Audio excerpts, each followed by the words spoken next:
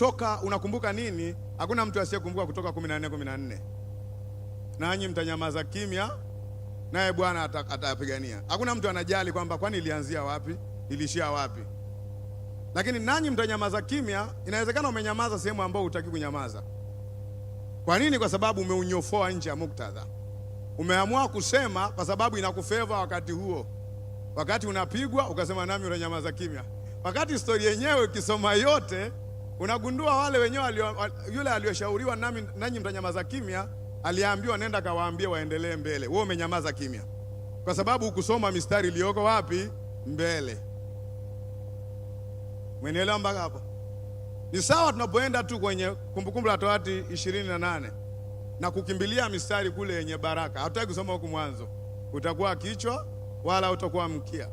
Hautaki kusoma maelekezo. Ikiwa utazishika, utasikiza kwa bidii na kushika sheria zote, ndipo tunataka. Hatutaki hizo preamble, hatutaki. Twende kule katikati. Tunataka kusoma kilindini bila kuogelea kwanza. Kwa nini? Kwa sababu imekuwa ni culture yetu. Ukiuliza kwenye Wafilipi, kitabu ambacho kimeandikwa na mtu aliyekuwa gerezani katikati ya mateso, kikaandikwa kwa kanisa ambalo lilikuwa linateswa sana. Wengi tutakumbuka Wafilipi 4:13. Na yaweza mambo yote katika yeye anitiaye nguvu. Na ulikuwa ni mstari wangu pendwa. Lakini sitaki kujua kwani juu kulikuwa na nini. Kwani na yaweza mambo yote. Hapa alikuwa anasema naweza kuwa engineer. Hapa alikuwa anasema naweza kuwa nesi. Ndicho alichokuwa anamaanisha. Ukisoma tu juu yake kuanzia mstari wa 10, akili yako inakaa sawa. Sasa kuanzia pale anasema ninajua kudhiliwa, alafu najua alafu okay, na yaweza mambo yote. Yapi? Yapi? Yaliyoko huko juu, si ndio? Maana yake nikiwa na njaa, nikiwa na vitu. Watu wengi wanafikiri tukiwa na vitu tuko salama. Actually, unaweza ukawa ulipokuwa maskini ulikuwa mzuri kuliko baada ya kuwa tajiri. Kwa hiyo kuweza mambo yote maana yake ni kusaidiwa na Mungu wakati hauna na wakati umepata. Kwa hiyo Yesu anakuwa Yesu wako ukiwa chini, anakuwa Yesu wako ukiwa juu. Na hauwezi ukaridhika ukiwa hauna, na huwezi ukaridhika ukiwa umepata bila Yesu.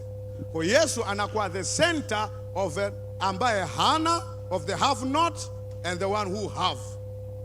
Sasa kwa sababu tumeutumia kama motivation ya success, tumesahau ya kwamba ule mstari application yake sio hiyo. Sasa hataki kusoma kila kitu. Hataki kusoma kila. We just want a verse. Tukimbie nayo. Tunafika wapi sasa? Tuna haraka ya kwenda wapi? Wewe umeshaokoka. Sasa hivi ni kuelewa wewe ni nani katika uokovu. You are not going anywhere. Amen. Kwa tusome kwa utulivu. Paulo kwani alikuwa anamaanisha nini wakati anasema maneno haya? Tuko sawa ndugu zangu? Paulo kwani alikuwa anamaanisha nini? Tukitulia na kusoma kwa taratibu, na hasa kama kuna Bible study, small group discussion kwenye kanisa, that's a good thing. Ni muda wa kuulizana maswali. Na mbona kama amesema na yaweza mambo yote katika, mbona kuna mambo siyawezi? Alikuwa anamaanisha mambo gani? Ni rahisi tu kukimbilia Zaburi ya 23 kwa sababu tunafahamu Bwana ndiye mchungaji wangu, sitapungukiwa na kitu. Leo nilienda sehemu kutoa kopi na kala zangu fulani hivi. Mtu akaniambia, "Mchungaji unaendeleaje? Haupungukiwi na kitu?" Nikamwambia, "Unamaanisha nini?" Sasa kupungukiwa ni muktadha, si ndio? Nikamwambia, jambo la kwanza ninaye Mungu. Hiyo ni jambo kubwa sana ambao watu wengi hawana. Je, unazungumzia upungufu kwenye nini? Bwana asifiwe. Si kama naelewa Okay, Daudi aliyesema hivi, alipokuwa anasema sitapungukiwa na kitu, alikuwa anawaza hela. Kumbuka alikuwa mfalme. Alikuwa anawaza nini? Bwana asifiwe. Wangapi wamekasirika mpaka hapo? Kwa hiyo tukisema twende Mwanzo, ndugu zangu, ni rahisi sisi kukimbilia 1:26. Hautaki kujua 1 mpaka 25 inahusu nini. Tunafikiri ni kama Musa amevuta bangi akaanza 26. No. Nyaraka zile zinaitwa barua. Huwezi kuanza barua katikati. Huwezi kuanza barua katikati. Nisikilize, huwezi kuanza barua katikati. Unaletewa barua na mpenzi wako ambao mnatarajia kuona kesho kutwa. Mmeshavalishana pete. Mmoja ameenda Ifunda Iringa na mwingine yuko Dar es Salaam. Unaandika barua unatuma pale. Anaenda yule mpenzi wako anachukua mstari wa 16 unaosema basi nimeamua tuachane. Unachukua huo mstari unazunga kwa wakwe, unaenda kwa msimamizi wa nini yenu, mnamaliza kila kitu kinavunjika, mnarudishwa na mahari.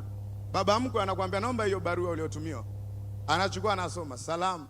Baada ya salamu, mimi ni mzima. Unaendeleaje mpenzi wangu, mahabuba wangu wa ubani? Lengo la kuandikia barua hii ni kujulia hali yako, ya kama nikumisi sana na natarajia kukuona kabla ya siku yetu ya fungati. Kwa kweli, alafu unasoma yale maneno, unafika sehemu, lengo la kuandikia barua hii nyingine ni kujulisha kwamba yule kijana uliyesema niko naye, mimi siko naye. Kuna mambo ambayo tujaribu kuyasolve kabla ya kuja kwako yakashindikana. Mstari wa 15. Mstari wa 15 unasemaje? Nataka kusikia mstari wa 15 unasemaje? Au niache? Mstari wa 15 unasema tukaanza kutatua migogoro yetu. Mstari wa 16, basi nikaamua tuachane. Mstari wa 17, ndio maana nipo kwako, nasubiri siku yetu ya fungate. Hakika wewe utakuwa mwanaume wangu wa kwanza. Ndoa imevunjika. Kijinga kabisa.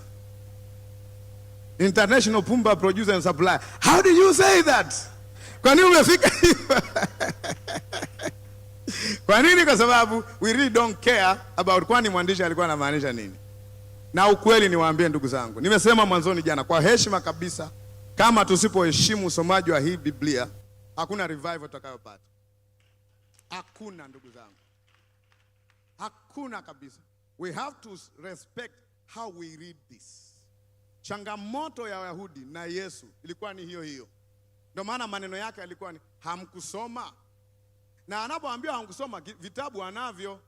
Hamkusoma pale, wametumia neno lililomaanisha mlikuwa mnapita kwa haraka. Hamtaki kutulia pale. Hamtaki kujiuliza maswali. Baba yetu anajiuliza maswali. Haya maswali ndio ametusaidia sisi kuja hapa. Kuna vitu ameanza kuviwaza.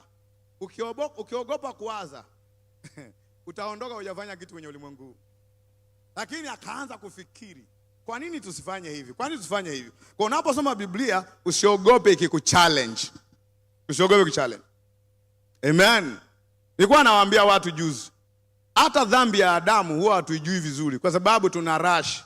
Tunaona matunda tu, maepo. Hivyo kila epo Mungu anasikiaje yani?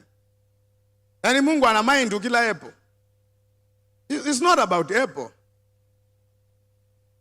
Usipoelewa kosa la Adamu, hata kosa lako hutaelewa. Utasema tu Adamu alitenda dhambi na sisi tumetenda dhambi na sisi lakini huwezi kuelewa dhambi yake ilikuwa ni nini. Kula apple, mbona tunakula tu? Na Mungu hata asikii kama jasho linamtoka. Kwa alikula nini? Angalia usile, sio usile. Maagizo yalikuwa nini? Udanganyifu ulikuwa nini? Nini ambacho alidanganywa? In fact, ukisoma kwa haraka, alichoweka Mungu, walichokiomba, alichomwambia Ibilisi na alichosema Mungu kwenye Mwanzo 26 inafanana. Sasa udanganyifu ni nini? Sasa Mungu akasema na tumfanye mtu kwa sura na mfano wetu. Maana yake nini? Watu wanaofanana na nani? Hiyo ni kitu kibaya. Si ndio tunasemaga alivyo ndivyo tulivyo katika ulimwengu huu? Kwani Adamu na Hawa aliambiweje? Mungu anajua ya kwamba siku mtavokula mtafanana naye. Mbona ni kitu kile kile? Kwa uongo ni wapi? Kwa kuna tofauti kubwa sana kati ya uongo na kweli. Kuna uongo ambao ukiuona unafanana na kweli kabisa, lakini ndio unaitwa udanganyifu. Huwezi kudanganya. Mimi siwezi kuja kudanganya hapa kwa kuja na Qur'ani. Utanikimbiza. Ibilisi alianzaje? Hivi ndivyo Mungu alivyosema. Au alianzia na nini? Alianzia na alichokisema. Ogopa sana kama unajua tu alichokisema Mungu na ukielewi. Ogopa. Sasa kweli alisema hivyo. Alafu mbona alidanganywa na anajua neno? Shida ya Wayahudi na Yesu ilikuwa ni nini? Ni Biblia hawakuwa nayo. They have the same books. Vitabu vile vile. Lakini wanasomaje? Mwambie jirani yako wanasomaje. Kwa kuna namna ya kusoma. Kuna namna ya kusoma ambayo leo naweza nikaonyesha namna moja.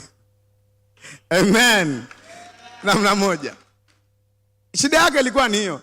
Hamkusoma? Mbona mmehukumu hawa wanaokula masuke? Wakati wa Sabato wanaokula nini kwenye masuke wakati wa Sabato? Mbona hamkusoma? Wanasema hii tulipita haraka hii. Ya kwamba Daudi aliingia kwenye hekalu. Akala mikato ya onyesho. Ambao anayetakiwa kula ni kuhani tu. Mbona amekula? Sasa hiyo mbona amepita shwa? Wakamuuliza swali juu ya talaka. Musa akasema hapo mmeanzia Kumbukumbu la Torati 24.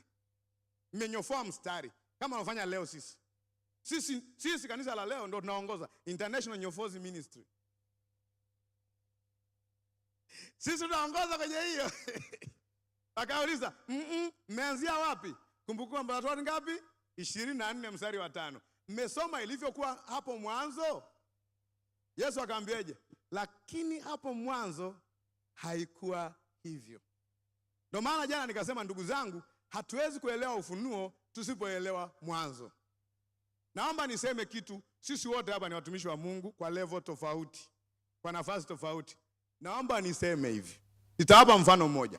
Kama huwezi kufundisha 666 kutoka mwanzo, huijui 666. Hata niko tayari kwenda nyumbani nikishia hapa. Ninasema hivi, kama huwezi kufundisha 666 kutokea mwanzo, huijui. Nikwambia kwa nini? Kwa sababu aliyekuwa anafundisha 666 hiyo ambayo tunaita namba ya mnyama, yeye alikuwa anachambua mwanzo mpaka Malaki. Hii revelation ameitoa wapi? Tuko mpaka hapo? Nikikuuliza kitu, ni mistari mingapi imeandikwa 666? 666. Mingapi? Usiogope. Ni ngapi umesoma? Mmoja. Okay. Kama ni mmoja, huku kwenye Agano la Kale wameitoa wapi wakapata mstari mmoja? Na ndio maana hata 666 hatuielewi. Ukijua kwamba hatuelewi, kila mtu hapa ana brand yake ya 666. Hatuna 666 moja.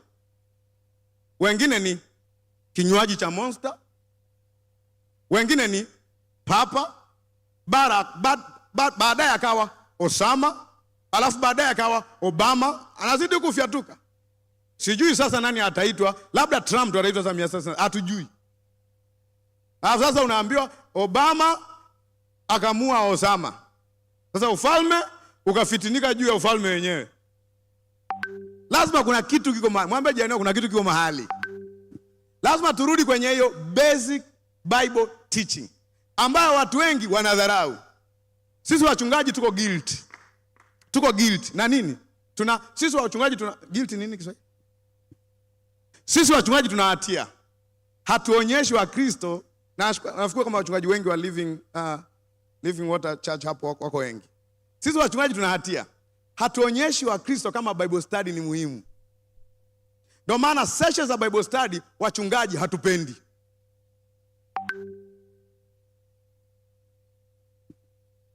Meze vizuri hiyo. Pamoja na makanisa yanayosimamia, ninapenda seli. Ninapenda jumuiya. Ninapenda group discussions. Pale ndo nawajua Wakristo hawajui nini vizuri.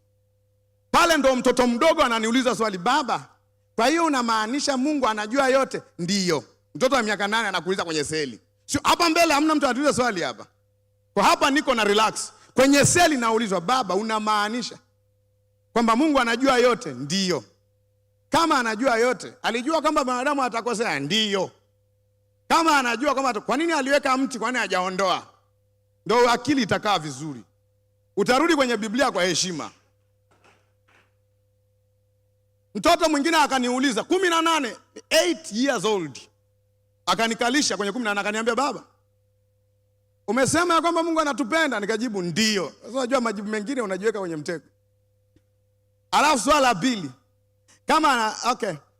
kama anatupenda, kwa nini basi alimruhusu shetani amguse Ayubu? Uko hapa na somo lako la Jumapili. Hauwezi kujibu hilo swali. Lazima urudi kwenye Ayubu 1, baba alisema jana. Ayubu 1, nani alisema? Fred jana alisema Ayubu 1 mpaka 42. Uone hapa 1 kulitokea nini, 42 iliishaje. Lakini niwaambie ukweli. Kwa mfano kwenye kitabu cha Ayubu, tunafahamu Ayubu 1, 2, 3. Wengi actually tunahisi Elifasi Mtemani, Shomari, Bildadi, Shofari na Bildadi, na wale wanne tulijua kwamba wale ndugu walikuwa right kumkosoa Ayubu. Tunajua hivyo. Tunaona wanavyomnanga na sisi tunaungana nao kumnanga Ayubu. Ndio maana wengi tukiruka, hatusomi yote, tunaruka tunaenda 22, 21. Inasemaje? Hiyo sina hela ndani, sina mafanikio, tunapenda hiyo. Inasemaje hiyo? Mjue sana Mungu ili uwe na amani, ndipo hayo mema atakapokujia. Unajua nani alisema? Huyo hakusema kama fundisho, alisema kumnanga Ayubu. Ambe hivi vimeo vyako humjui Mungu. Soma juu, anamwambia wewe umewavua nguo walio uchi. Haya nao kupata ni kwa sababu wewe ni mzembe. Akamwambia wewe mjue sana Mungu. Alafu anasema ndivyo jua litakavyokuakia, ndivyo mambo yatakayobadilika. Ayubu ananangwa na sisi tunamnanga pamoja na yeye. Mbele yake atusomi mpaka 33, 32 nafikiri. 32 anatokea kijana mmoja machachari. Sio kama mimi, inawezekana kama mdogo kuliko hivi. Anaitwa Elihu. Elihu wa Kristo wengi hawatumjui. Unajua kwa nini? Hatujawahi kufika 32. Hatujawahi kufika Ayubu 32. Nikiuliza hapa, baba utashangaa. Wakristo wengi hawajawahi kufika Ayubu 32. 32 anasimama Ayubu. Anasemaje? Nimewasikiza ninyi wazee wote. Nimegundua kwamba unaweza ukawa na mvi na bado usio na hekima. Lakini niliona niwape kwanza siku ziseme. Mimi nisiingilie kwanza. Waache kwanza wazee wateme madini. Lakini akasema lakini iko pumzi ndani ya mtu. Iko roho ndani ya mtu. Na pumzi ya Mwenyezi Mungu huipa nini? Hekima. Anasema sasa nisikizeni wazee. Kwanza nyie hamkuweza kumpata shida ya Ayubu, ambayo sisi tunaiona huko mwanzo. Akawa correct na wale wazee hawajajibu chochote baada kijana kusimama Elihu. Akashona. Anasema no, you are missing. Alafu alipomaliza wale wazee akamgeukia nani? Ayubu. Anasema shida yako Ayubu ni kujihesabia haki. Wewe unataka kumhukumu Mwenyezi Mungu. You don't accept your errors. Aliporekebisha pale, unajua mahali pale ndio Mungu anaanza kuzungumza. Je, sikufanya hivi? Je, sikufanya hivi? Ayubu aliposimama hakusema sura 3. Akaweka maneno yake ya nini? Machache. Kwa nini ameweka machache?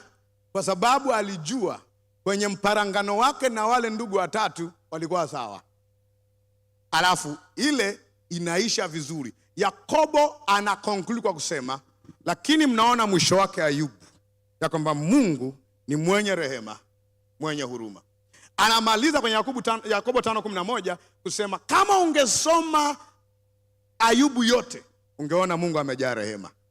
Lakini ukisoma mwanzo unaona Mungu anakaa na shetani wanajadili, oya piga hii jamaa.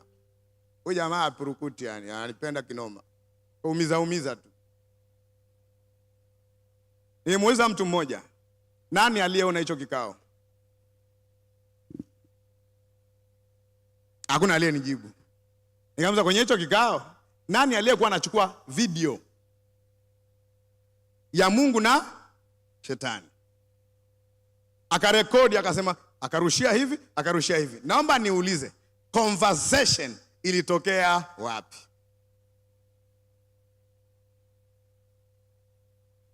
Alafu niulize sasa, kwani majaribu huwa yanatoka wapi?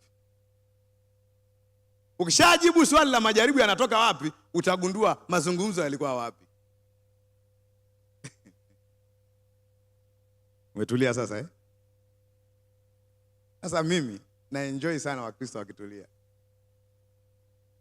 Yaani mnapozidi kutulia ndio Roho analipangia madesa. Pasareli kwa tulivu. Kwa hiyo inaomba niseme haya. Kwa hiyo ndugu zangu, ninataka kurudi pale pale. Don't abuse this book. Basi kama utanisahau jina langu, utasahau nilipotoka, utasahau kabila langu, lakini nimewaambia hiki kitabu usikichukulie poa. Hichi kitabu tuanze kusoma, tena sio kwa kufungua mistari hivi abrakadabra. Tuko wapi? Isaya 6. Inasemaje mstari wa kwanza pale? Uzia na alimuona Bwana. Immediately Uzia wako inabidi afe. Utaki kuelewa Uzia na ufunuo unahusika gani? Uzia alipokufa na alimuona Bwana. Kumbe hiyo ni timeline tu. Ni muda tu naelezwa ya kwamba mwaka 2020 na ngapi Magufuli alivyofariki nilipata kiwanja. Hiyo ni timeline. Ni tarehe. Hakusema kwamba Uzia ndiye alikuwa anazuia mtu asipate ufunuo. Hakuna mtu anaweza kuzuia wewe usipate ufunuo. Ufunuo ni swala la moyo wako na Mungu. It's not about a personality. Unaweza ukawa umefungwa gerezani na mafunuo yana flow. Unaweza ukawa uko chini ya ulinzi na mafunuo bado yapo. Muulize Paulo wakati anapelekwa na wale askari wanazunguka naye, yeye alikuwa ana operate kama vile hajashikwa. Anaambia nimesema hakuna mtu atakayepotea hapa. Alishindwa kuprofesai kwa sababu alikuwa ameshikwa. So it's not about a personality. Haikuwa juu ya mtu. Amen. Sasa kwa nini nasema haya? Sisemi kwa challenge. Nasema ili turudi kwenye proper Bible study. Sasa wakati tunataka revival, inaomba niseme humbly kabisa, wakati tunataka revival, tuhakikishe hiyo revival ina kibebeo. Tuhakikishe haya matukio, miracles, signs and wonders, ina kibebeo. Kibebeo maana yake nini? Neno lililofafanuliwa vizuri. Isipofafanuliwa, watu wataanza kutoa mapepo, alafu watajihisi wako huko mbele. Hawaelewi utaratibu. Wataanza kusoma Biblia kwa sababu watu wanawaamini. Watasoma Biblia ovyo ovyo.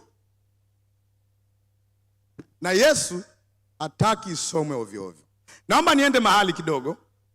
Luka 24. Kama sijafungua mstari wote mpaka sasa hivi. Luka 24 mstari wa 25. Amen. Wangapi wanaelewa jamani? Let's just start reading it again. Amen. Juzi niliwaambia watu sehemu fulani wakati nafundisha, ndugu zangu, hata kama huelewi Biblia, isome tu. Isome tu. Amen. Just read it. Siku nikija hapa nikusomee Elia 5 mstari wa 2 nasema, na haipo kwenye Biblia yako. Siku nisije nikakwambia Biblia inasema jisaidie nami nitakusaidia, na hakuna mstari kama huo. Nisije nikakudanganya, wewe unajua, unauliza iko wapi? Siku nikasema Biblia inasema kila nafsi itaonja mauti, na hiyo nimeshanukuu Qur'ani. Hapo nimenukuu Qur'ani. Kwa kusemaje? Biblia inasema kila nafsi itaonja mauti. Hamna mstari kama huo kwenye Biblia. Amen. So we have to go deeper learning it. Kwa hiyo Bwana asifiwe. Luka 24, twende 24-25. Kwa Yesu akawa anaongea na wale watu wawili, Klopa na mwenzake, wakati wanaelekea Emau. Na kwenye discussion yao walikuwa hawajamtambua kwamba huyu ni Yesu. Yesu alipouliza mnaongea nini? Wakaanza, wewe ni mgeni hapa mjini, hujui mambo yaliyotokea hapo katikati. Huyo Yesu ambaye utajia wewe, akaanza kumuelezea Yesu. Imagine mtu anakuelezea mbele yako, alafu anachoelezea ni OP. Vipi unasemaje? Kuna kijana mmoja anaitwa Shemeji Melaeki bwana, yule anajifanya sana. Nini? Mke wake anaitwa Grace, kumbe anaitwa Neema. Na anatazama pale. Yesu akasema mstari 25, enyi msio fahamu, wenye mioyo mizito ya kuamini nini? Yote waliosema manabii. 26. Je, haikumpasa Kristo kupata mateso haya na kuingia katika utukufu wake? 27. Akaanza kutoka Musa. Unajua Biblia yako imeandikwaje mwanzoni? Kitabu cha kwanza cha Musa kiitwacho Mwanzo. Kwa akaanza kutoka Musa na manabii wangapi? akafanya nini? Akawaelezea katika maandiko machache, mawili, matatu, baadhi ya maandiko, katika maandiko mangapi? Yote. Mambo yaliyohusu mambo mtambuka tu, mambo yaliyomhusu nani? Yeye mwenyewe.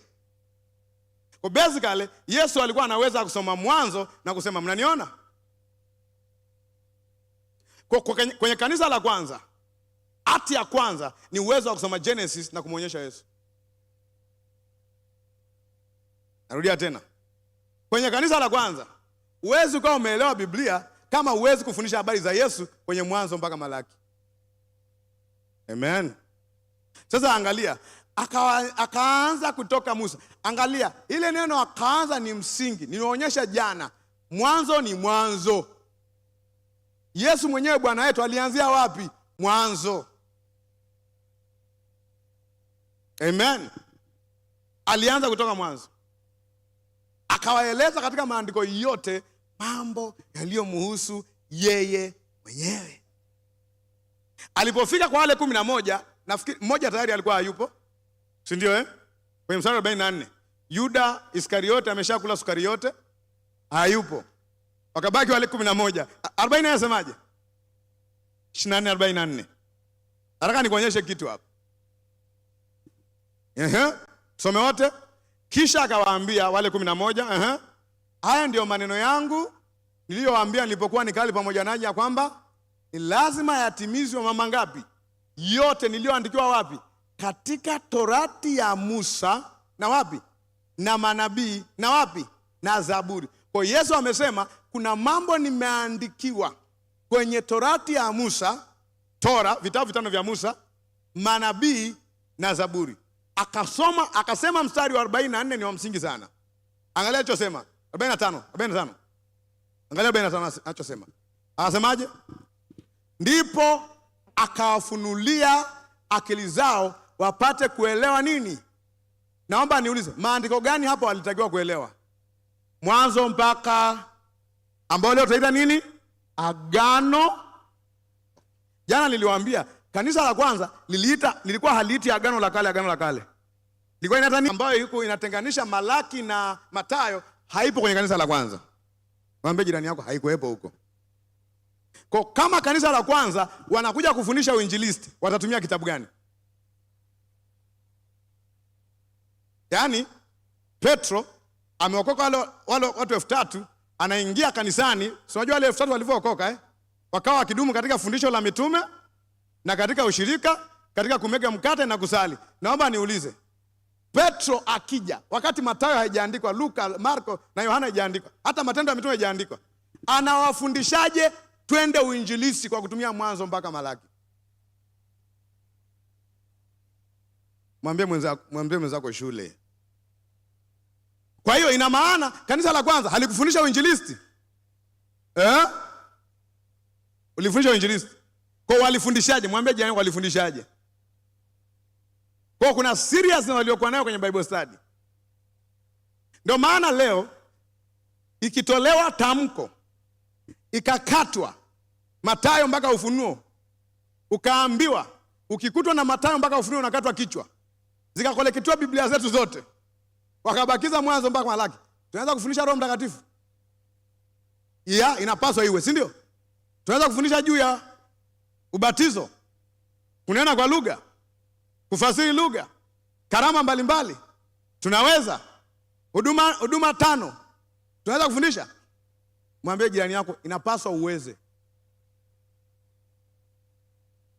Kwa ili tuelewe, lazima tufunuliwe akili zetu tupate kuelewa maandiko. Amen. Lazima tuanze kuelewa. Kwa hiyo hilo ni jambo la msingi sana. Yesu aliwafunuliaje? Angalia mstari 46. 46 nasemaje? Akawaambia ndivyo ilivyoandikwa. Wapi? Kwenye nini? Maandiko. Ya kwamba Kristo atateswa na kufufuka siku ya 3. Nikikuuliza nionyeshe mstari mmoja ulioandikwa hivyo kwenye Mwanzo mpaka Malaki, utaiona. Unaosema Kristo atateswa na kufufuka siku ya 3. Kwa hiyo maana yake nini? Maana yake nini? Baada ya kusoma Mwanzo mpaka Malaki, unagundua kwenye hichi kitabu kuna ahadi ya mtu nafsi ambaye ni Kristo, ambaye atakuja, ambaye atateswa na atafuka siku ya tatu. Hiyo inabidi uweze kuona kwenye Mwanzo mpaka Malaki. Amen. Amen. Na kuna pattern nyingi kwenye Biblia, lakini hapa utaona kidogo, hapa utaona kidogo. Ukiunganisha ndipo unapoelewa lengo la kwanza la maandiko matakatifu ni kumfunua Kristo. Naendelea na mauti yake na ufufuo wake. Kama hujafunuliwa Kristo katika kufa kwake na kufufuliwa kwake, bado hujaiona Biblia inazungumza kitu gani. Sababu kila kitu kinaanzia pale. Kwa neema ya Mungu nimesoma kwa kurudia Matendo ya Mitume. Ujumbe wao ulikuwa unafanana kuanzia Matendo 2 mpaka Matendo 28 wakati Petro anahubiri na wakati Paulo anahubiri. Mpaka Paulo aliposhtakiwa wakasema huyu amekaza kusema ya kwamba huyo Yesu ambaye alikufa anaishi. Kwa lugha rahisi, they knew the core message is Christ. Amen. Kwa ufunuo kwanza kwenye maandiko matakatifu ni Kristo kwanza afunuliwe kwa mtu. Sio Kristo tu, na mauti yake na ufufuo wake, kwa sababu kwenye hayo mawili ndio tunapatikana humo. Ndio maana kama asingalikufa tusingekuwepo hapa, na kama asingalifufuka injili yetu ingekuwa ya bure. Paulo anasema kwenye Wakorintho wa kwanza 15 mstari wa 14 na 17. Anasema kama Kristo hakufufuka basi kuhubiri kwetu ni bure. Na kama Kristo hakufufuka basi imani yenu ni bure.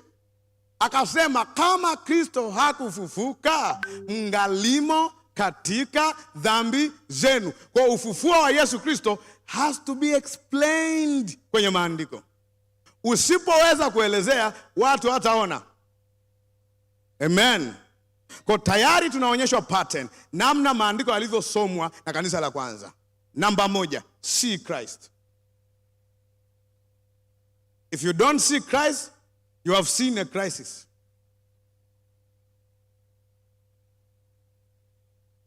Ni sawa na kuwa na mwili usio na mifupa. Jaribu uone. Hautasimama. Utakuwa sheki. Na sisi hatutaki imani zetu ziwe sheki. Inatakiwa stand kwenye solid rock ambayo ni nani? Kristo. Amen. Twende Yohana 5. Jana tusoma Yohana 1. Leo twende mbele kidogo Yohana 5. Ikuonyeshe kitu hapa. Yohana 5. Ikibaki dakika 5 niambiwe, maana kuangalia saa wakati nahubiri nahitaji moyo. Naomba twende Yohana 5:39. 5:39. DJ walete. Aha, 39. Hiyo ni utani jamani ndugu zangu. Mimi napenda kutania sana, kwa hiyo washanizoea kanisani kwetu. Naomba tusome kwa pamoja. 1, 2, twende. Mwayachunguza maandiko kwa sababu nadhani kwamba ninyi mna uzima wa milele ndani yake, na hayo ndiyo yanayonishuhudia. Naomba niulize swali. Kuchunguza maandiko ni vibaya? Si vibaya? Okay. Unaweza kuchunguza maandiko vibaya? Kwa issue sio kuchunguza. Mwambie jirani yako unachunguzaje. Yesu anasema katika kuchunguza maandiko, anasema hayo ndiyo yanayonishuhudia. Kwa hiyo Jesus is the testimony of scripture. Naomba nitafsiri Kiswahili ili wote tupate. Yesu ndiye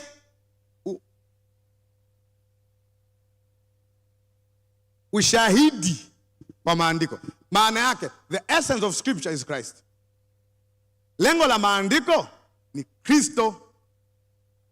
Nikasema ukiona vyote usipomwona Kristo hujaona kitu. Iko sawa Iko sawa. Mwayachunguza maandiko kwa sababu mnadhani kwamba ninyi mna uzima wa milele ndani ya maandiko. Siku ya kwanza nilishtuka. Kumbe unaweza ukawa na maandiko na usiwe na uzima wa milele. Kwa sababu uzima wa milele hauko ndani ya maandiko. Uzima wa milele uko ndani ya yule ambaye maandiko yanamuelezea. Uzima wa milele uko ndani ya mtu, sio maandiko. Kwa maandiko yasipokuonyesha Yesu Kristo, hauwezi kupata uzima wa milele kwa kubaki na maandiko. Kwa maandiko yana point to Christ. Ili ukienda kwa Christ upate nini? Uzima wa milele. Kwa si vinginevyo. Kwa kazi ya kwanza ya kufunua maandiko ni kumfunua a personality, neno ambaye ni nani? Kristo. Usiogope usipoelewa leo. Andika tu vizuri. Mungu ni mwaminifu. Nitaendelea kuomba mpaka utakapoelewa. Amen. Sikuelewa pia siku moja, nilisoma. Nenda mbele anachowaambia mstari wa 40. Mstari wa 40. Inasemaje 40 ndugu zangu? Wala hamtaki kuja kwangu mpate kuwa na nini? Kwa basically, kama maandiko yakisomwa vizuri, Kristo ataonekana. Hamtaki kuja kwa nani? Yesu anasema hamtaki kuja kwangu ili mpate huo uzima. Amen. Kwa kama issue ni uzima, unaweza ukapata uzima, unaweza ukaambiwa tafuta uzima nje ya Yesu, lakini hautapata. Sasa uzima upatikani kila mahali. Uko ndani ya Yesu. Okay, naomba niulize discussion ya Adamu, Hawa na nyoka.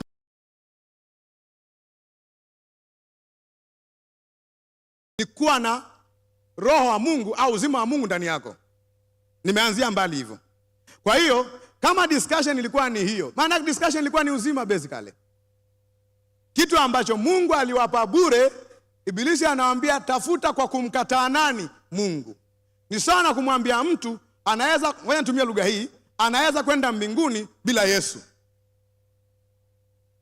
Direction yote ni mbinguni. Lakini wataka kwa njia nyingine isipokuwa nani? Yesu. Ni sawa na kumwambia mtu ataokoka kwa jitihada zake. Direction ni wapi? Wokovu. Lakini njia pita hii ambayo sio nani? Yesu. Ningekuwa najua kuimba, mimi zamani nilikuwa najua kuimba hip hop. Nilikuwa naimba na machali wa Yesu. Ningekuwa najua kuimba, ningeimba kama Munishi. Yesu ni mambo yote, ndani ya yote. Ukimpata yeye, umepata vyote. Kwa nini amlete Yesu kama mambo yote? So, if you don't find Jesus, you literally found nothing. Tumeelewana mpaka hapo? Kwa ufunuo wa Yesu Kristo ndio essence ya maandiko. Kama neno ambaye alifanyika mwili hafunuliwi kwako, hata ukifunuliwa kingine chochote, it doesn't make any sense. Tuko sawa ndugu zangu? Na Mungu anataka turudi mahali ambapo we will start to honor gathering za mafundisho.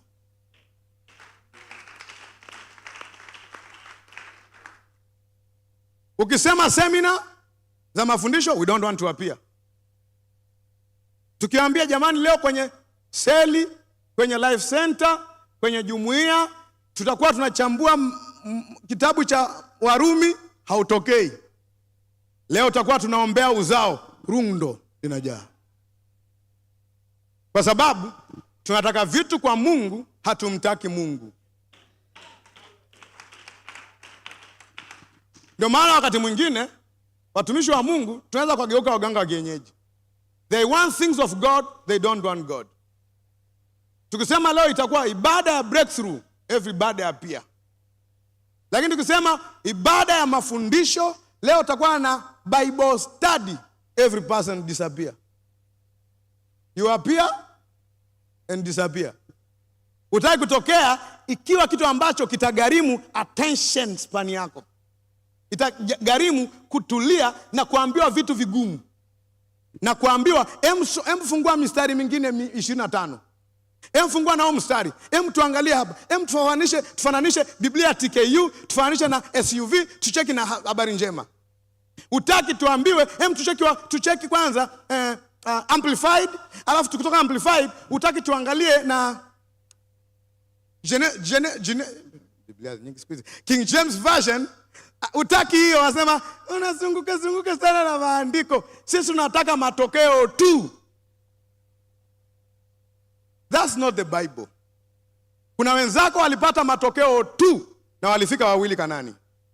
Na waliona matokeo. Hakuna miujiza ambayo tumewahi kufanya kwenye ulimwengu huu kama aliyofanya Musa.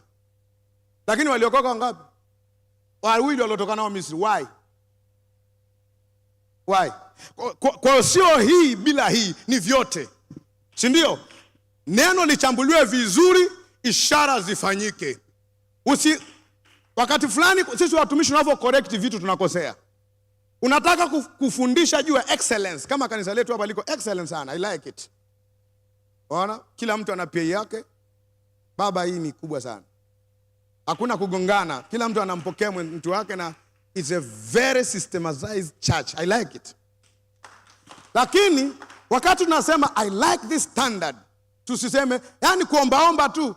Maombi. Usizarau hiki kwa kujenga hiki. Jenga vyote. Jenga vyote. Tunataka standard, tunataka maombi. Yote wao ni watoto wetu wote. Amen. Tuko sawa mpaka hapo? Wakati tunamsifia Petro kwenye mlango mzuri, wakati ananyanyua kiwete, tusimdharau Yohana Mbatizaji ambaye hakuponya mtu yeyote.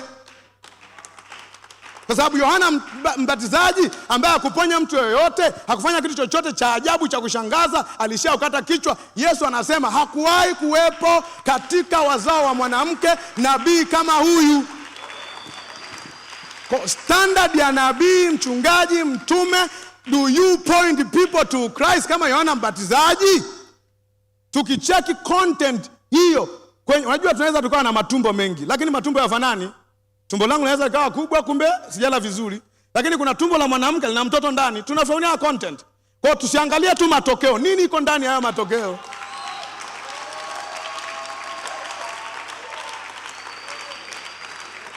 Kwa hiyo hata mimi pia na kitambi baba. Nayo. Yeah. Na kifriji kidogo cha kufutia radio. So, we take everything in scripture. Bwana asifiwe. Sio hii, it's not either or. It is both. Bwana asifiwe.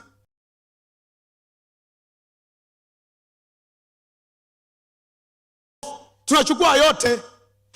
Sisi hatutaki hao vijana siku hizi wanachambua tu maandiko, mara Kigiriki, mara Kiebrania. Good.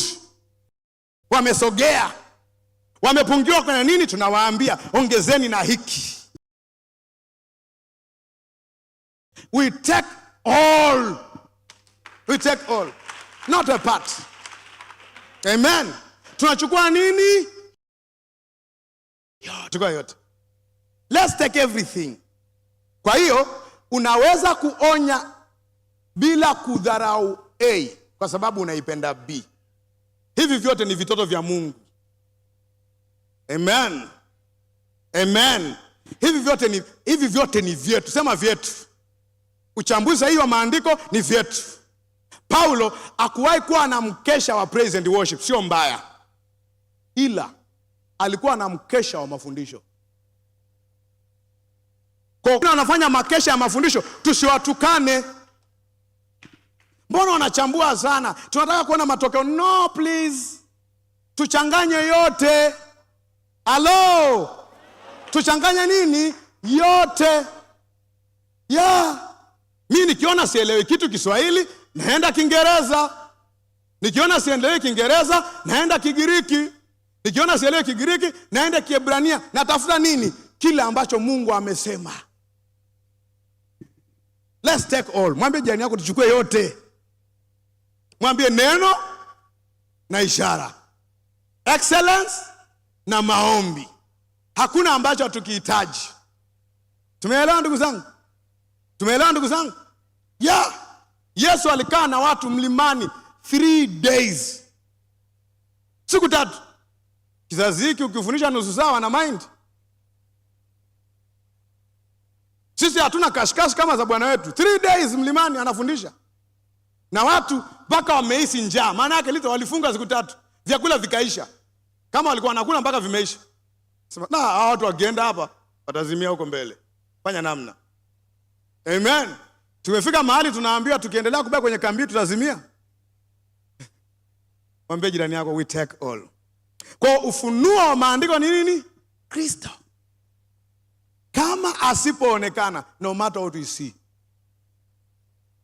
Mwambie jirani yako, lazima tumuone Yesu. Lazima tumuone Yesu. Kwa Yohana 5 hiyo tumeishia 40. Naomba twende 45 uangalie Yesu aliposema kuhusu yeye na vitabu vya Musa. Alafu baadaye nitasema neno moja kwa ajili ya revival, alafu tutamaliza. Umefika 45. Tusome wote, asemaje? Msidhani kwamba mimi nitawashtaki kwa nani? Kwa Baba. Asemaje? Yupo Musa anayewashtaki, yuko anayewashtaki ndiye nani? Musa mnayemtumaini ninyi. Unajua alikuwa anarifaa maandiko ya Musa. Unajuaje? Soma 46. Nasemaje 46? Kwa maana kama mngalimwamini Musa, mngeniamini mimi, kwa sababu yeye nani pale? Nani aliandika hizo habari? Musa aliandika habari zangu. Kwa Yesu anasemaje? Kama kweli mngejua kumsoma Musa, mngeniona. Si maneno yangu, iko kwenye Biblia. Kama unapendi unayachana tu, ili nisilaumiwe kama sijakwambia. Is it in your Bible? Huo mstari kwenye Biblia yako unasemaje? Kwa sababu Musa aliandika habari za Yesu. Mwambie jirani yako, unaweza kumuona Musa kwenye vitabu vya Yesu? Unaweza kumuona Yesu kwenye vitabu vya Musa? Amekwambiaje? Unaweza kumuona Yesu kwenye vitabu vya Musa au Musa kwenye vitabu vya Yesu? Kwa anaonyesha essence ya kwanza ya maandiko is to show us Christ. Musa mwenyewe anatajwa aliyeandika Mwanzo 1. Hapo mwanzo Mungu aliumba mbingu na nchi. Anaambiwa yeye mwenyewe aliandika habari zangu. Nenda 47. Yesu anasemaje? Lakini, sema lakini, msipoyaamini maandiko yake, mtayaamini wapi maneno yangu? Naomba ni clarify kidogo. Ina maana Yesu mpaka hapo ana validate maandiko ya Musa. Anasema literally Musa hapingani na mimi, wala sijaja kupingana na Musa. Kwa Yesu anasema kama ukisoma vizuri vitabu vya Musa, unapata imani kuelekea kwangu. Maana aliandika nini? Habari zangu. Iko sawa mpaka hapo? Kwa tayari kuna vitu ambavyo tumeonyeshwa. Kwa alipokuwa anawaombea, ambao ni maombi yangu mchana wa leo kama si asubuhi, ni kwamba kama Mungu akitusaidia jambo kwenye kizazi chetu, ni kuwa kama Luka 24:45. Ndipo akawafunulia akili zao wapate kuelewa na maandiko. Walielewa nini kwenye maandiko? Kujua ya kwamba essence ya maandiko ni Yesu Kristo kupata mateso, kufa, kuzikwa na kufuka siku ya tatu kwa ajili yetu. Amen. Maana kwenye Isaya 53 ameonyesha yote ilikuwa ni kwa ajili yetu. Yote ilikuwa kwa ajili yetu. Alichubuliwa kwa sababu ya makosa yetu. Adhabu ya amani yetu ilikuwa juu yake. Na kwa kupigwa kwake, sio sisi, kupigwa kwake sisi tumepona. So everything kwenye kufa na kufuka kwa Yesu Kristo ni kwa ajili yetu. Tusipoiona tuna safari ndefu.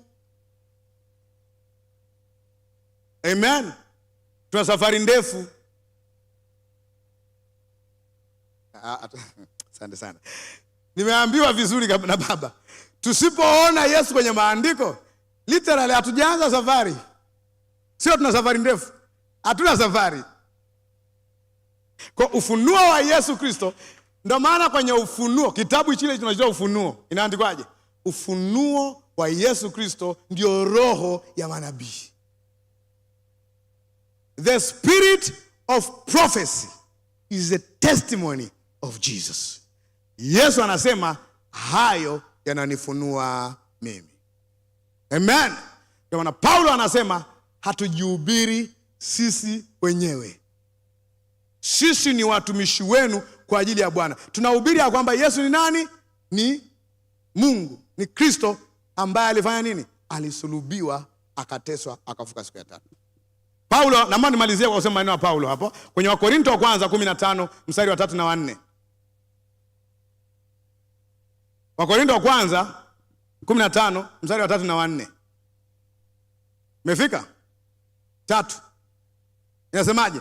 Kwa maana naliwatolea ninyi hapo mwanzo yale niliyopokea mimi mwenyewe, ya kuwa, twende pamoja, ya kuwa Kristo alikufa kwa ajili ya dhambi zetu, kama iko sawa eh? Kwa anasema Yesu kufa kwa ajili ya dhambi zetu ni maandiko. Hapa akasemaje? 4. Na ya kuwa alizikwa, na ya kuwa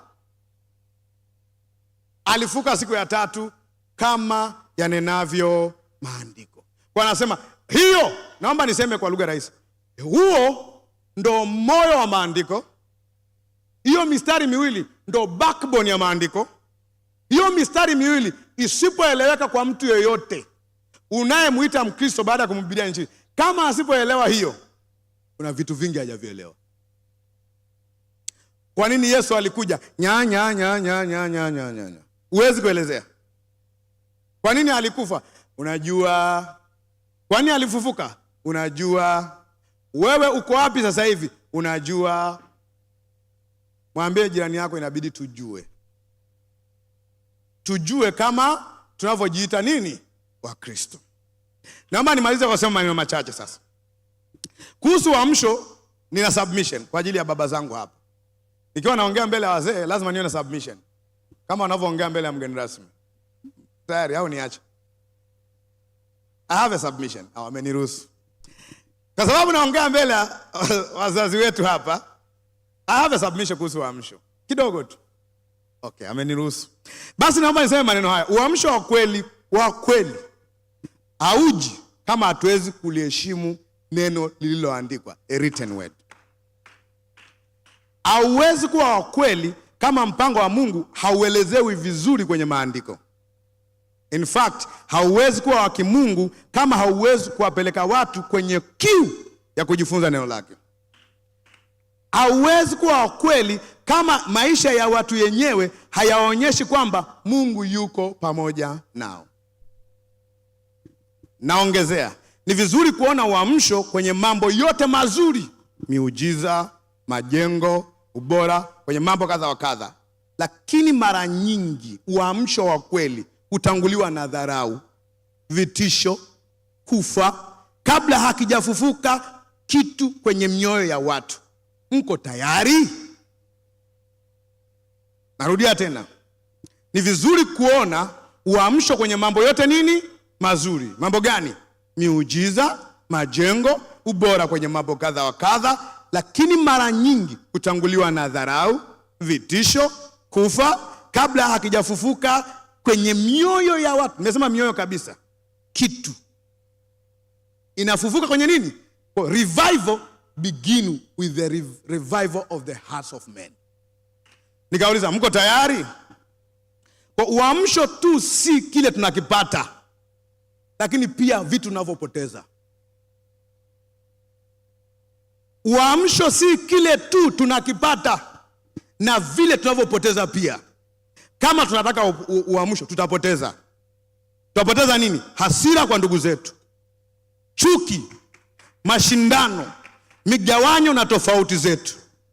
Lakini wakati mwingine unaweza kupoteza hata ndugu zako, kwa sababu nuru ni njema, ile inaumiza watu walio gizani ikiwaka. Kama waamini, muulize Paulo na Sila wakiwa Athene. Walitiwa ndani. In fact, walitoa mtu pepo, timbwili likaanza. Are you ready? Kwa kanisa la kwanza lilikuwa na ndugu wengi waliofukuzwa kwa sababu wamekuja na kitu kipya. Wanaonekana wako serious sana na Mungu. In fact, hata Antiokia hawakuitwa Wakristo kwa sababu waliwaheshimu. Ilikuwa ni lebo ya dharau. Ilikuwa neno wakaitwa Wakristo Antiokia, it was not a good label. Kwa hiyo sio kupoteza tu, lakini pia tutaanza kuona upendo sio hukumu wengine. Kuheshimu na kuheshimiana. Kutanguliza kile ambacho Paulo anasema, lakini lilo kuu ni nini? Ni upendo. Tena upendo ule unaositiri au kufunika wingi wa dhambi, kama ambavyo Petro na Yakobo wanasema. Naomba niongeze wazazi wangu hapa. Kama uamsho utaleta tu kufufua wafu, lakini haiwezi kufufua mioyo ya watu walio hai, ni show business, ni maonyesho Pro Max, watoto wa mjini wanasema. Narudia tena, kama uamsho utaleta tu kufufua watu, yaani tunafika mpaka tuanza kufufua wafu, lakini haiwezi kufufua mioyo ya walio hai. Ni maonyesho. Are the heart of men really changing? Nikasema hivi, uamsho si miujiza tu peke yake. Kama mioyo ya watu haijafunguka kuhusu mpango wa Mungu uliopo kwenye maandiko matakatifu, basi Musa anatushangaa sana. Maana aliwaondoa maelfu ya watu kutoka Misri, lakini watu wawili katika wale watu wazima waliotoka kule ndio walioingia Kanaani. Na alifanya miujiza isiyo ya kawaida. Hata Musa mwenyewe hakuingia Kanaani. Musa hawezi kusema miujiza yake ilileta revival. Hawezi kusema. Ilishughulikia tu miungu ya Misri na ilifanya vizuri sana, ila mioyo yao ilikuwa migumu. Hii inanipa kufikiri sana kuwa kumbe hata miujiza inaweza isigeuze mioyo ya watu. Muulize Yesu na mikate na samaki. In fact, walitaka kumfanya Yesu mganga kutoka mbali. Kutoka mkoa gani sijui. Tunataka ishara zake. Ni kama walikuwa tunataka ishara tu, ila hawakumtaka yeye. Alivyowaambia anilae mimi, wakasema we are not the cannibals, hatuli watu. Bye. Hakutaka hata kuelewa, wakatawanyika. Walitaka vya kwake, hawakumtaka yeye. Narudia tena, walitaka vya kwake, lakini Yesu hawakumtaka. Petro akasema, hakusema kwako kuna miujiza, ijapokuwa ilikuwepo. Alisema kwako kuna maneno ya uzima. Yesu hakukemea Petro alivyosema hivyo, na yakaandikwa ili kutusaidia sisi. Naomba niseme mambo ya msingi. Tusitweze uchambuzi wa maandiko na kuwadharau wanaochambua maandiko eti kwa sababu afanye miujiza. Yohana Mbatizaji atakuwa anacheka sana na garagara wakati huo, kama si anasikitika. Na Musa atakuwa anafunga mdomo kwa mshangao. Unajua kwa nini? Wakati tunatafuta uamsho, angalau tujue tunataka nini, na ikija tunajuaje imekuja. Narudia tena, wakati tunatafuta uamsho, angalau tujue ukija tutajuaje umekuja. Bwana asifiwe. Kwa hiyo ili tusiwe kama kanisa la Jangwani, tuwe kama kanisa la Matendo ya Mitume. Kanisa la Jangwani lilikuwa linasemaje? Summary ya kanisa la Jangwani ilikuwa ni nini? Ni watu wenye shingo ngumu. Waliona miujiza, wasio mtii Mungu, wasioamini. Paulo anaongezea, in fact Stefano, wasiotairiwa mioyo. Hiyo ni kitu kigumu sana kutaja kwa watu walio Jangwani, lakini alisema kanisa la kwanza lilikuwa na kitu cha msingi sana, upendo. Sema upendo. Sema upendo. Sasa niwape 2 points za msingi. Endeleeni kujipanga na mimi namalizia kujipanga hapa. Wachungaji walioko hapa ambao na wengine wanasikiliza, kama makanisa yetu mifumo yake ina vitu vifuatavyo, uamsho huko hapo. Endelea mbele. Jambo la kwanza, neno la Mungu linapewa heshima. Nimeelezea hivi vizuri Nimeelezea vizuri mpaka waseme mmejaza Tanzania mafundisho yenu. A pastor has to be found teaching. Namba 2, pamoja na kazi za watu, sio wote hapa wanasema kama wachungaji, wana kazi zao, lakini watu mioyo yao inaamka kutaka kumtumikia Mungu. Tunamshangaa mkurugenzi anaenda uinjilisti. Daktari kama Luka anakuwa na fellowship hospitalini. Mkuu wa wilaya kama Erasto anakuwa na home cell au life center. Priscilla na Aquila, unakumbuka walikuwa ni wafanyabiashara, lakini wana nini? Kanisa nyumbani mwao. Ona watu wanaamka kumtumikia Mungu bila kujali vyeo vyao, status zao. Mbunge yuko Dodoma ila ana seli yake Dodoma. Uamsho. Jambo la 3, utaona watu wanapendana. Kanisa la kwanza, watu waliuza mashamba yao ile kugawa. They were not forced. The revival transformed them. Wanatumia muda mwingi kuombeana kuliko usengenyana. Msisitizo wa kupendana pamoja na tofauti zetu unakuwa mkubwa. Watu wanapendana, wanatumia muda mwingi kuombeana kuliko kusengenyana. Msisitizo wa kupendana pamoja na tofauti zetu unakuwa mkubwa. Actually, kuheshimu viongozi na kuepuka migawanyo isiyo ya lazima. Tumeona jana Mlawi anatoa shamba lake. Alivuka mpaka, sio culture. Upendo ulikuwa una push. Kanisa la Musa lilikuwa na ndugu wenye ushawishi. Ndio maana kuheshimu viongozi ni muhimu sana. Wakati tunatengeneza revival, tusizae watu ambao watakuwa ni helter skelter. Kwa sababu anatoa mapepo, hataki kwa chini ya kiongozi. Hiyo sio revival, hiyo ni fujo. Na mama nimalizie. Wakati wa kanisa la Jangwani, kulikuwa na wakina Kora na Abithani. Walitrabo kundi. Tufundishe heshima, utii, jana tumesikia, tena kwa usiza. Tena kwa practice, tuwaheshimu wazee. Tuwaheshimu viongozi. Na tuheshimiana sisi kwa sisi kama ndugu. That is revival in the heart. Kwa sababu the heart of the problem is the problem of the heart. Tatizo hasa ni moyo. Tatizo, na maana revival ni kitu cha moyoni. Lazima ianze pale. Naomba nimalize kwa kusema ambao nimesema hapo sasa hivi na submit tu, fundisho linakuwa kweli yote wala hatakuwa na masikio ya utafiti. Hatuchagui tunachokipenda kujifunza kanisani. Tunajifunza yote na yale makwazo, yale yanayotuchoma na kutubadilisha. Utafundisha haki kwa imani bila kusema matendo mema hayana maana. Utasisitiza miujiza na matokeo bila kupondea uchambuzi sahihi wa maandiko. Hata kama mtu anafanya apologetics, homiletics, sijui ninitics, etcetera-tics, lakini kama atawasaidia watu kumuona Kristo, anafanya kazi kubwa sana. Kwa hiyo nasema hivi, it is not a part, it is all. Na mimi haya nimeandika na nitawachia baba zangu hapa. Lakini nimesema mambo ya msingi ili kanisa tusaidike. Tusome maombi ambao Paulo alikuwa anaombea makanisa. Waefeso 1:17 hadi 23 sitasoma. Waefeso 3:14 hadi 20. Kwa Filipi 1:9 hadi 11 usiandike, utaona pale utawekewa. Wakolosai 1:9 hadi 12. Wathesalonike wa kwanza 3:12 hadi 13. Wathesalonike wa kwanza 5:23 hadi 24. Wathesalonike wa pili 1:11 hadi 12 na Filemoni 1:6. Naomba nisome hilo ombi tu, na hiyo ni maombi yetu mafupi mchana wa leo.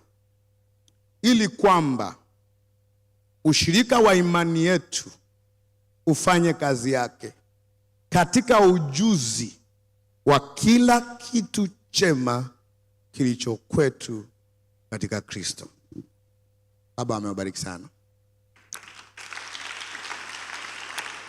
Bwana Yesu, nakushukuru kwa sababu umetupa nafasi ya kusikia neno lako. Unaendelea kutujenga na kutusaidia kila mmoja wetu kwa nafasi yake.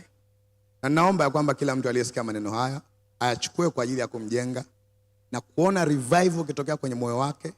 Mungu akiamsha vitu kwenye moyo wake ili mwisho wa siku Kristo ajulikane na yeye atukuzwe ndani yetu, katika jina la Yesu. Amen.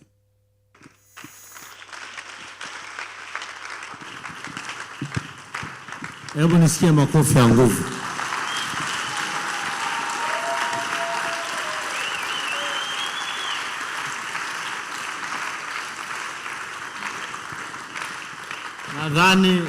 Nadhani huyu jamaa, kuna mtu ameniandikia message kutoka Mwanza.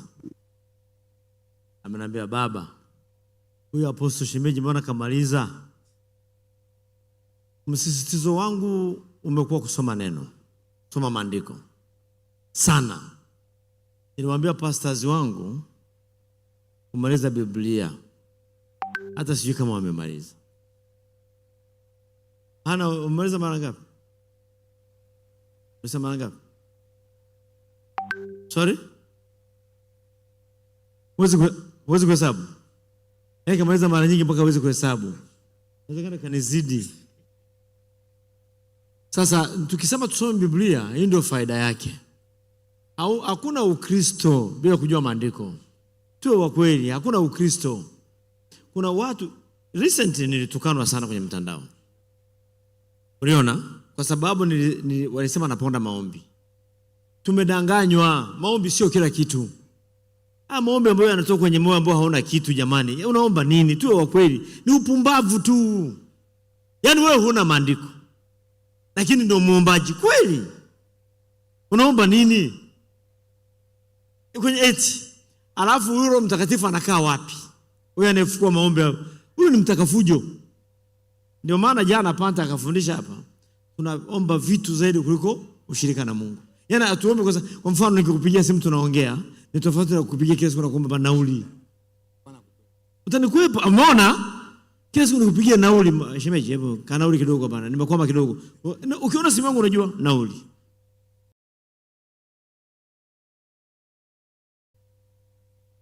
Lakini Mkristo wa kweli hawezi kuomba shida. Hizo shida zina solve. Sababu umepewa mamlaka na nguvu. Si ndio jamani? Mimi nimebarikiwa sana. Mmebarikiwa? Mimi tu wa kweli. Najua huyu hawezi kushangiliwa sana. Na ni vizuri hata mimi wasishangiliwe sana. Wachache sana wanaweza kumshangilia. Wachache mno Panta. Ndio nasema wachache. Wengi hawezi kushangilia vitu kama hivi. Hapa bwana umekosea. Ungetupiga miracle. Wewe vipi? Tunatupiga miracle tupinduke tukiinuka. Ukiteremka hapo tunakubeba. Tunakubeba. Neno jamani, neno. Maandiko wapendwa, maandiko. Huwa nikisema, yani that's my emphasis. Kuna mchungaji wangu mmoja aliwahi kusema, aliondoka kabisa Living Water. Baba hataki muujiza, anataka neno tu. Miujiza ukiwa na neno miujiza inakosekanaje? Kama sio uongo. Nikamuuliza swali, ufanye muujiza gani kwa mfano? Nikasema huu hapana. Kwanza nina mamlaka gani ya kukataa miujiza? Kwa mimi naifanya mimi? Au wewe unaenda tu unajitungia? Kwani kuchana karatasi? Mungu akubariki sana. Karibu. Makofi kwa Apostle Shemeji.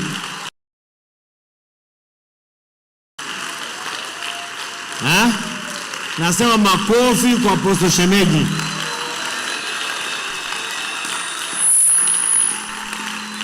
Vipi? Nasikia maneno? Sikia. Huwa anawaambia mnaona kama mimi bwege fulani au